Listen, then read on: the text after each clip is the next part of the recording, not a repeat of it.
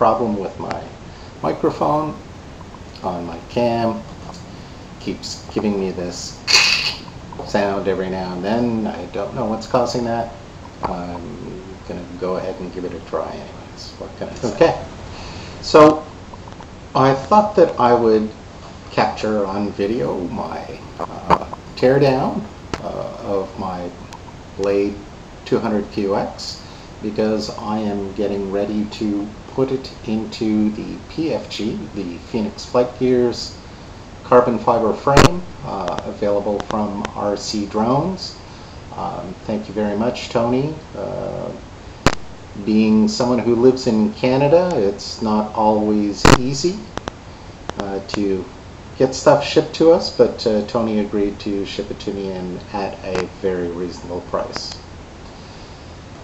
So, I'm going to start with the 200QX. I gotta say right off the bat, the stock frame does look like a toy, but it is fantastic. I love how this thing looks. I love the fact that it looks very similar to my 300QX. As a matter of fact, it is a clone of my 350QX. This thing is fast, it's very stable, super easy to fly. I've had first timers grab a hold of my DX6 and take it for a little spin, which is really neat. This is definitely very stable craft, flies very well. I've really enjoyed it, and I love the stock frame. I really do. But I want to make a transition to some FPV gear, and so that's why I thought that this frame would be an excellent little platform for it. So I have not yet done any FPV, so this is my first go at FPV. So once again, just for the purposes of our video and our build, I'm gonna weigh the stock 200QX so that we have a comparison when we're done the build. So this stock 200QX, no battery, and it weighs in at 150 grams. So when I'm done the build and I've transferred everything over to the PFG carbon fiber frame, we'll see what the difference is. And by the way, you'll notice that on my the one that I got from RC Logger, or from RC Drones, I also decided that I would get the RC Logger's EOX landing gears. I thought that they'd be pretty cool. And those of you noticing right away, hey, wait a second, you got the red legs on the back. Well, that's because my brain works better with red colors at the back. So that's one of the things I'd like to do in today's video, is change the red lights on the stock to the back of the unit. So I had asked questions earlier on the board, and I'm told that when I do finally crack the shell and have a look inside, that that should be a pretty easy mod to do, is switch the red lights to the back and the green lights to the front. So of course, when you get your 200QX, you get this little tool to work with. I went looking around for driver other than this plastic piece that you get with the 200QX to try and take these props off. I have yet to take them off, so this is going to be my first crack at it. I thought that I would be able to get one of my high-end bits and be able to find something, but I couldn't find anything that fits. So I'm just going to go ahead and use this plastic tool. I hope that I don't strip anything. You have to keep in mind that each of these nuts have a different threading depending on where they are, whether they are on the clockwise or the counterclockwise motors. So keep that in mind so that you don't strip them, don't, you know, heave on them in order to try and get them off. So here I go, first time that I try this.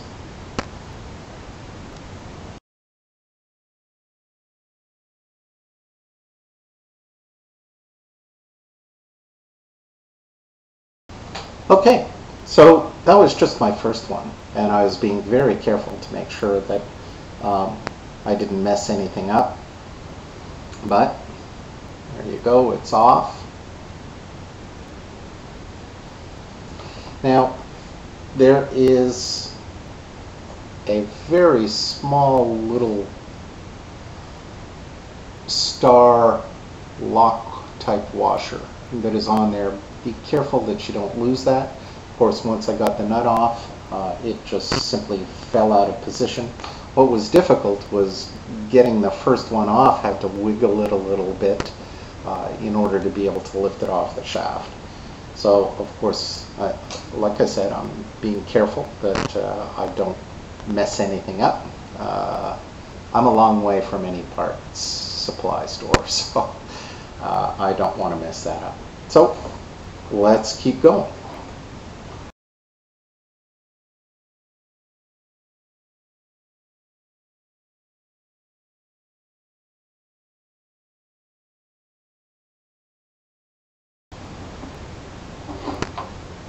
So there we go. All four props are off.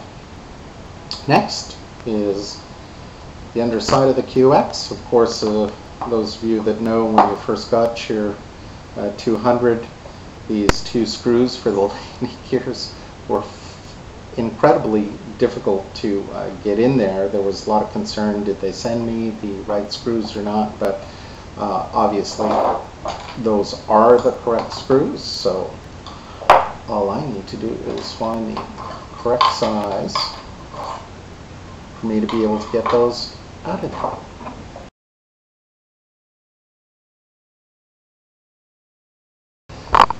Got the landing gears off. Now I've got to separate the shell. Now you want to be careful when you're doing this, of course. This is the first time that I've been inside the 200. I am going to remove the 1, 2, 3, 4, 5, 6 hex screws that are holding the top half of the shell.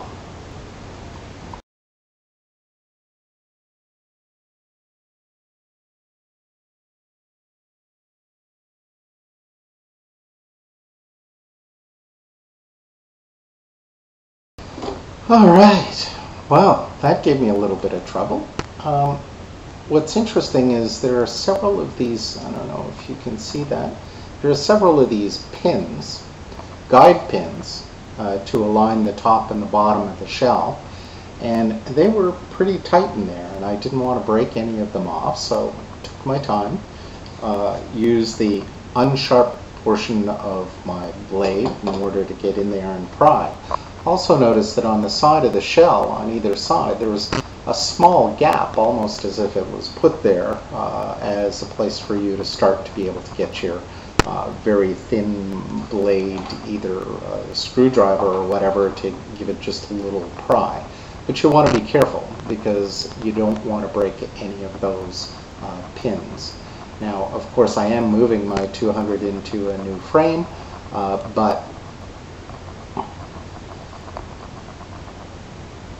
see if I can get that close up there on those pins.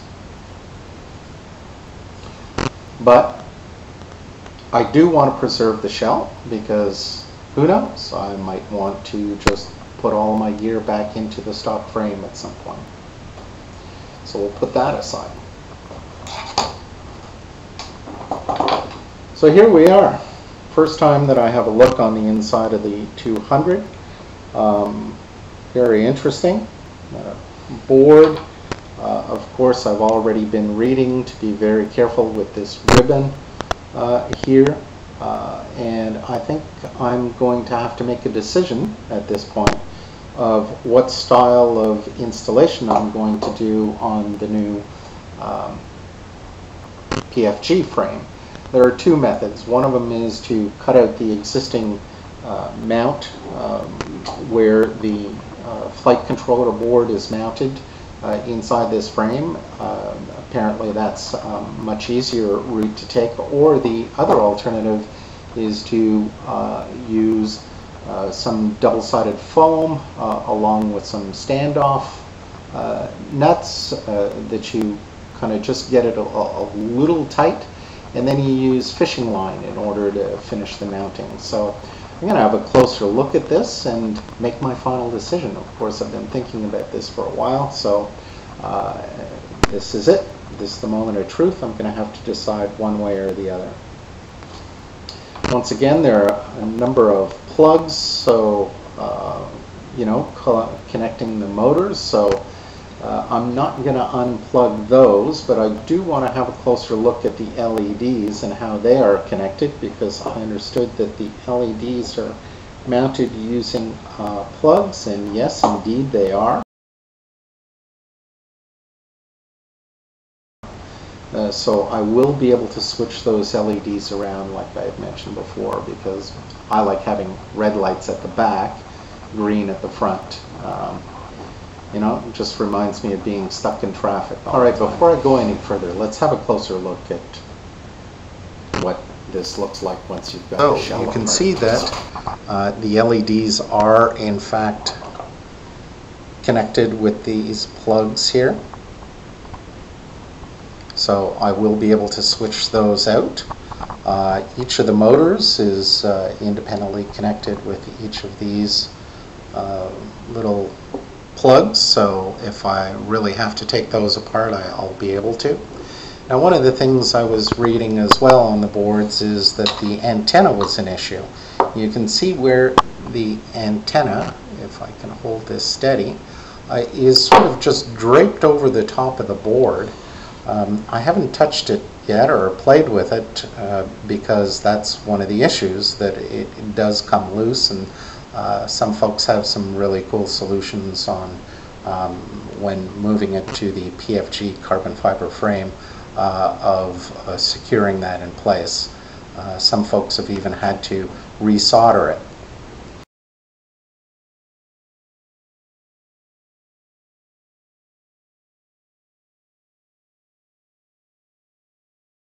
Now remember, when you change these, it's the length of the wire that's important. So, you know, changing this out and putting a longer wire is not going to help you much unless you get a specifically shielded antenna that only gives you that, I believe it's 31 millimeters exposed of wire. So keep that in mind. If I take a look at the rest of it, of course there's that ribbon wire that you're going to have to be careful with. And I'm having a closer look at where the suggestions are if I'm going to use the mount that exists here, where you should cut. Now, once again, if you cut this with your board still in place, you want to be careful that you don't have a slip with your blade. You're going to do some pretty serious damage there. Now, the other thing as well is I haven't yet taken any of the motors off, but this is another area to be concerned with, especially in the mounting. Carnus on RC Groups has been working with an M7 by 0.75 nut that is typically used for potentiometers as an alternate method of mounting this on the carbon fiber frame. The carbon fiber frame requires a spacer. Whoops. Of course, be careful of all those little bits and parts. These are the carbon fiber spacers that will be used in order to get that proper spacing that you need on the carbon fiber frame.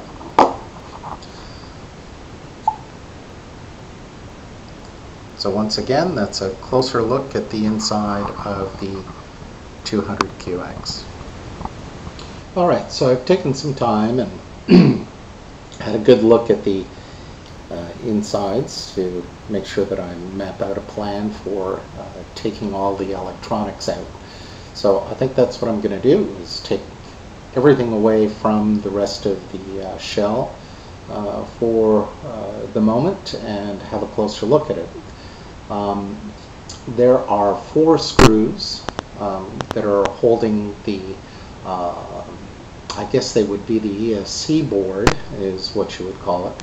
And the flight controller is down below, and it is sitting on 4 pins, and there are some anti-vibration style grommets that hold the flight controller board down onto the top of that motor mount.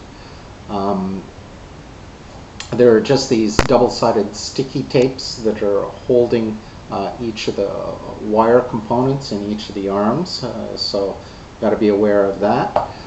There's also the connector for the camera down below that has 2 screws, so I'm going to have to be sure and undo those.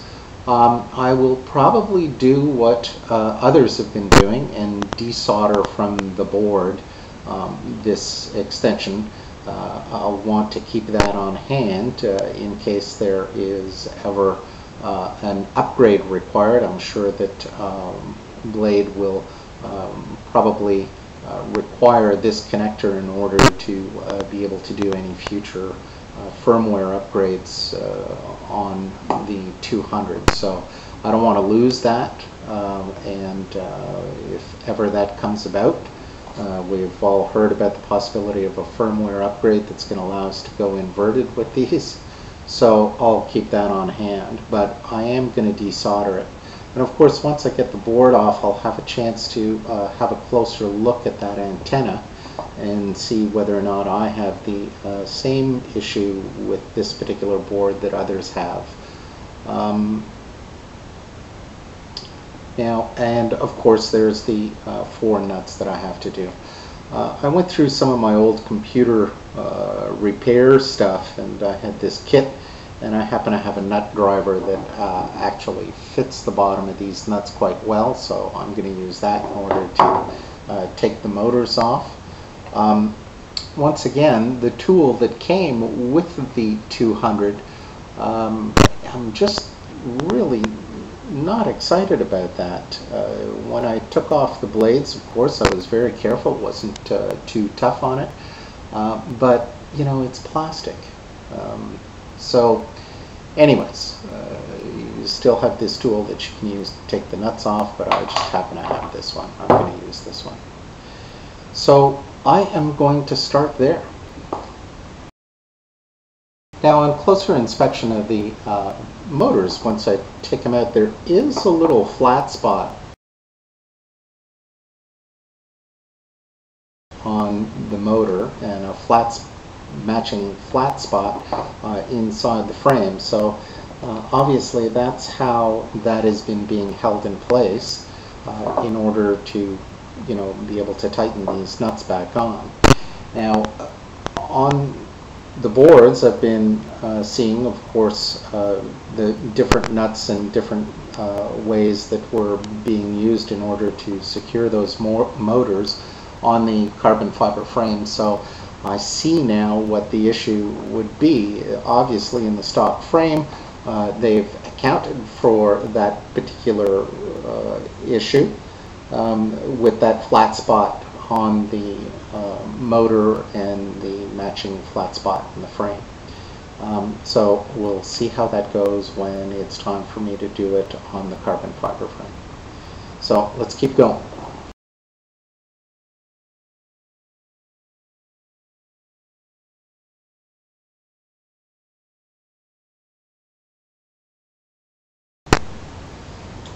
Okay, I hadn't seen that. Those anti-vibration type little grommets that I saw underneath holding the flight controller board are actually held on with some screws as well. So I'm going to have to find a way to do this carefully. I think what I'll do is I'll disconnect this 3-pin connector that's underneath for the camera first.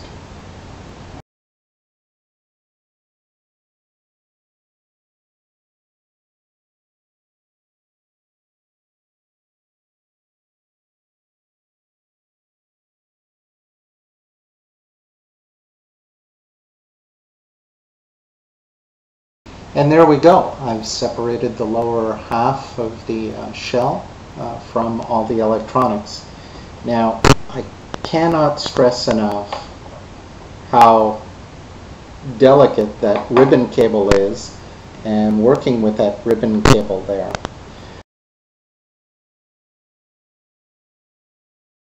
So you need to be extra careful about that ribbon cable.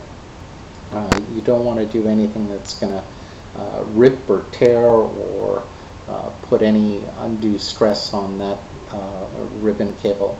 I can see from it, from having worked with cell phones and repairing cell phones, that I could probably lift this and pull the ribbon cable out, but at this point I don't think that's necessary, and so I'm just not going to do it. I'm going to leave it as is. So the next step for me is switching the LEDs around. I want the red at the back and the green at the front. And I'm going to desolder this 3-pin connector that is used for camera control, and be sure that I put it aside so that I have it if ever there's an upgrade. Alright, so I have desoldered the 3-pin connector that was for the camera from the board, so I'll put that aside and make sure that I hang on to that. While I was there, I had a look at the antenna wire as well. It is very close to one of those rubber grommets that's put through the flight controller board. So I did just put the head of my soldering iron on there, and it just remelted the solder, made for a little bit better of a connection there. So I'm still going to have to be careful with that. I think that after I assemble it all, I might just put a dab of hot glue on there, just to keep it so that it's in position. So my debate raged on. Do I cut the flight board mount out of the frame, or do I use the fishing line install method? I think I'm going to go ahead and do the fishing line install method so that I can preserve the shell that I have if ever I want to move all of my electronics back into the stock shell. One thing I did notice on this stock shell that was kind of interesting, and I'll try and get some pictures and show you some close-ups there as well.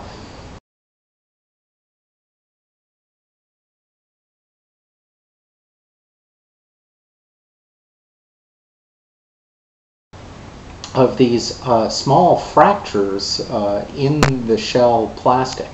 Now, I've had a few tumbles with it out of the 50 or so flights that I've done with it in the stock shell, but never any severe crashes.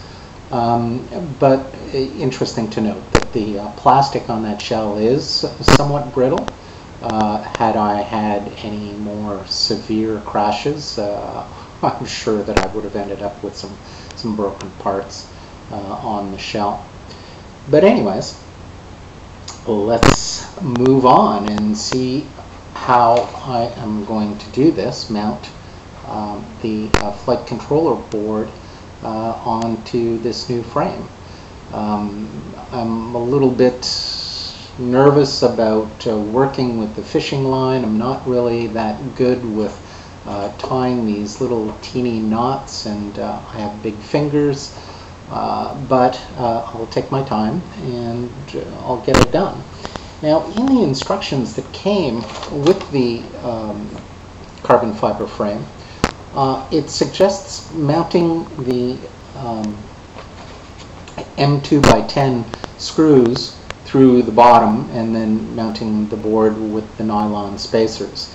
Now, I'm just looking at the nuts and the nut sizes, and I think that I would prefer the screw head to go through the top so that I have the nut out the bottom, just so that when I do put those two pieces of foam at either end of the flight controller board to support the ESC board, when I'm tying down the fishing line and compressing it somewhat, that there is plenty of room there and that I don't get these nuts touching the flight or the ESC board. So by putting them in the other way, as opposed to what was suggested in the instructions, then I should have lots of clearance between the flight controller board and the ESC board. So let's get to it.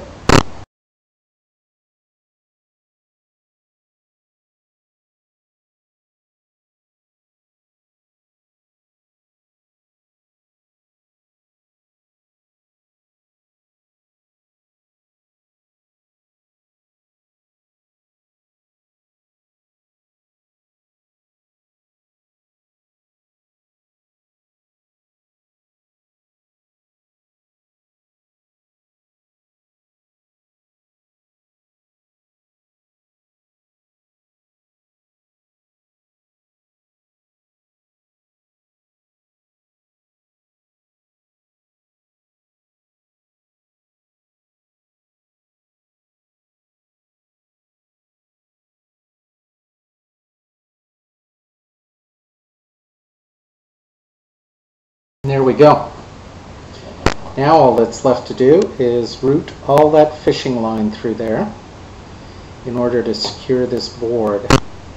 Although it is pretty well secured with the double-sided foam, it will definitely need to have a little bit more substantial. And of course I've got to clean up all of my wires and route those properly. But there you go. This is the mounting with the fishing line method. You can see there the antenna is sticking out the side. So I'm going to have to find a way to protect that and get that positioned properly. So here I go, trying to route this fishing line through. This will be a challenge. The other thing too that I noted is the path for the JST battery connector. It's a little odd. I'm not sure that I would have wanted to bend it and put it completely underneath where the flight controller board sits.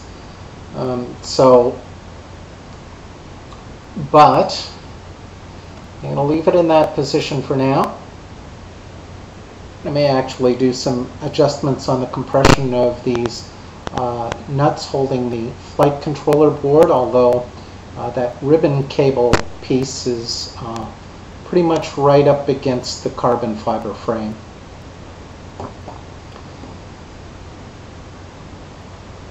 May have been a good idea to have a little bit of an extension on that JS3, but we'll see how that goes. I do have a battery hanging out here.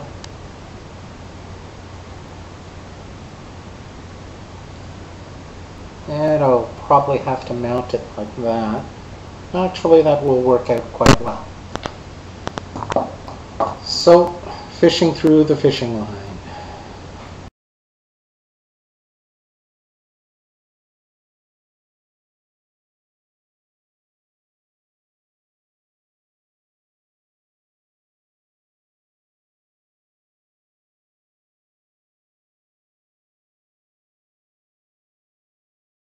Okay, so while I was tying on the second one, I came back and had a look at the other one, and it loosened off.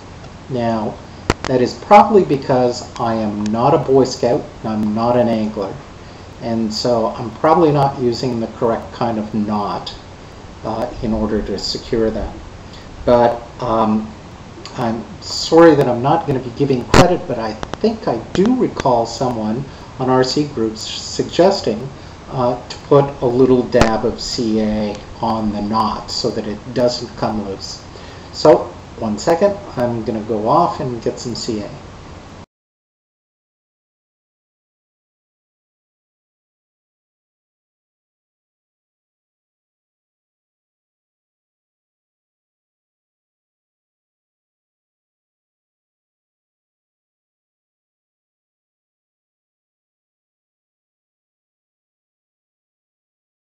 Well, that's it. Got that board tied down on there.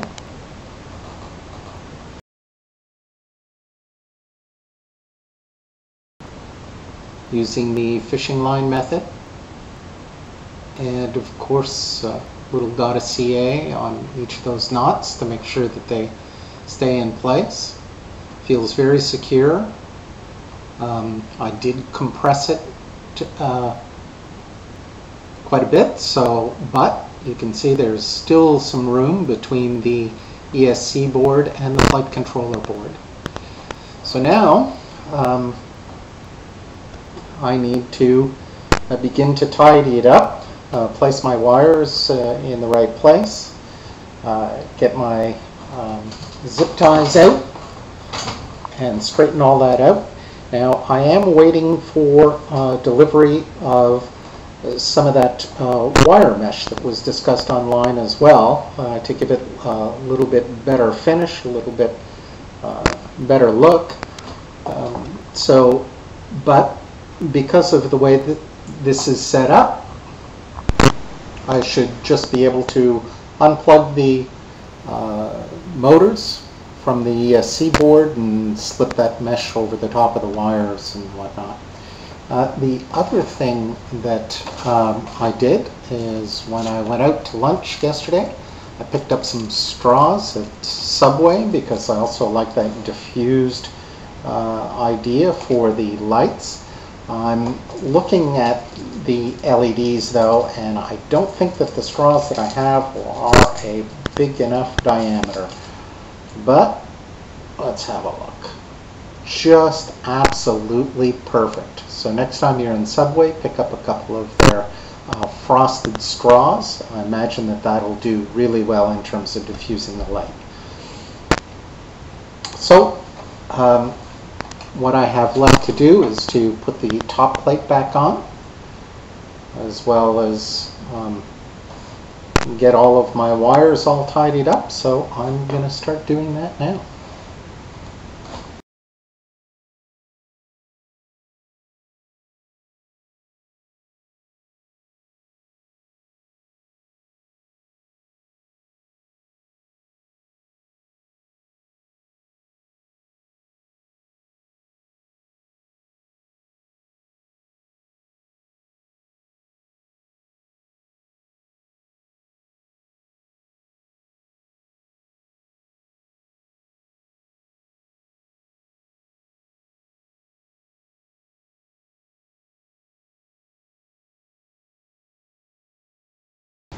Light diffusers are in place. Tie them back, put the top plate on.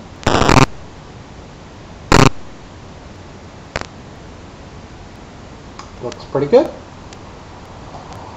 I'm dying to see what the lights look like. Why don't we just give it a try?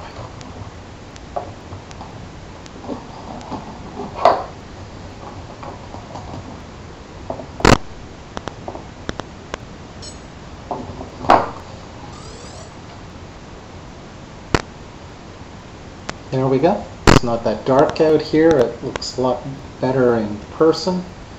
But yeah, that will do. Fantastic. Now the last part is probably the one we've all heard the most about in terms of the Phoenix Flight Gear carbon fiber frame, and that's the use of these spacers along with the nuts to hold the motors in place. So some folks have been able to do it without any sanding or modification of these nuts. I'm having a look at this and I don't believe that I'm going to be one of those lucky ones. I think that I'm going to have to sand these down a little bit. Of course, we don't want these motors coming out in flight. That's definitely not where you want to be with these.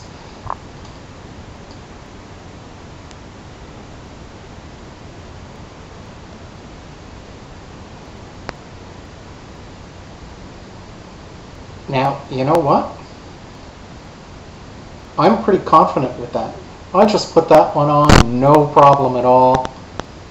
The motor hasn't spun at all, it gripped enough. I am really pleased with that. That has gone on very well. Motor seems secure. I didn't have to hold or pinch the wires, which is also a concern when you're tightening those down. You want to be careful that you're not ripping any motors out of the, or any wires out of the motor. So that one went on well. Let's see how we do with the rest of them.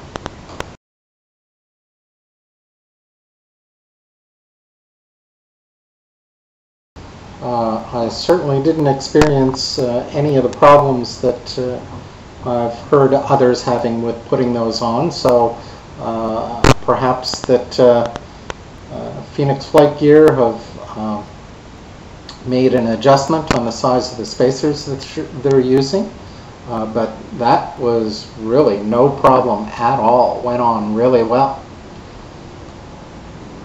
So there you have it. The last thing that I have left to do is put my props back on, and of course the all-important weigh-in. But what I can do right away to give you a weigh-in is I have my props and all of my hardware for it. So, okay, yes, it fits on there. Let me make sure that I'm zeroing out.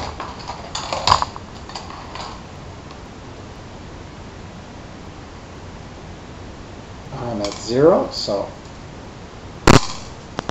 put all of the hardware back on for the props.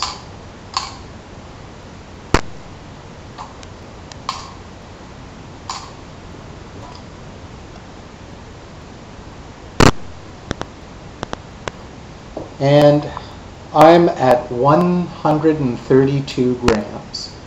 So the difference from the stock to the PFG finished frame with top frame and the FPV camera mount, there is a small difference of 18 grams less weight.